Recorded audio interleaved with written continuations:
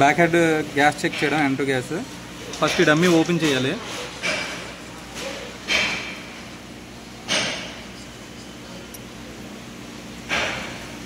Dummy open అయిపోయాక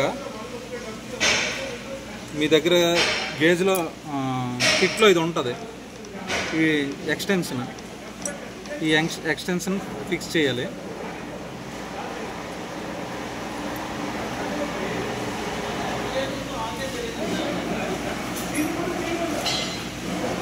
extension fix అయిపోయాక దీన్ని ఫిక్స్ చేసుకోవాలి, గేజ్ని, M2 గ్యాస్ ఛార్జింగ్ గేజ్ని.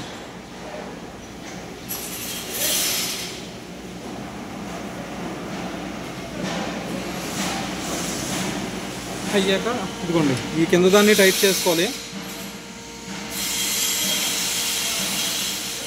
దీన్ని కూడా టైట్గా ఉందో లేదో చెక్ చేసుకోండి ఒకసారి. ఈ రెండు అయిపోయాక దీన్ని కూడా టైట్ చేసుకోండి. మూడు టైట్ చేసుకున్నాక పైన కూడా టైట్గా ఉందో లేదో చూసుకోండి. అన్నీ టైట్ అయిపోయాక అప్పుడు దీన్ని పైన ప్రెస్ చేయాలి.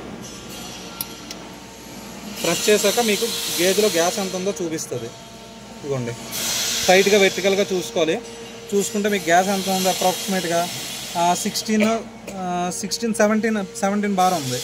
ఈ పెద్దది 10 తర్వాత ఈచ్ వన్ అనమాట 12, 14, 16, 18, 20.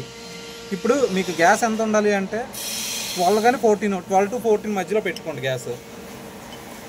ఇప్పుడు మీకు గ్యాస్ ఇన్ కేసు సరిగ్గా లేదనుకోండి, లెస్ దాన్ 10 ఉందనుకోండి, మళ్ళీ గ్యాస్ యాజ్ ఇట్ ఈస్గా ఫిల్ చేసుకోవడానికి అని చెప్పి ఫస్ట్ దీనిలో గ్యాస్ రిలీజ్ చేసుకోండి.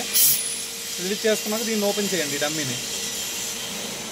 ఈ డమ్మీని ఓపెన్ చేసి ఇదిగోండి ఇందాక చెప్పాను కదా గేజ్ సేమ్ దాన్ని అలా ఫిక్స్ చేసుకుంటాం.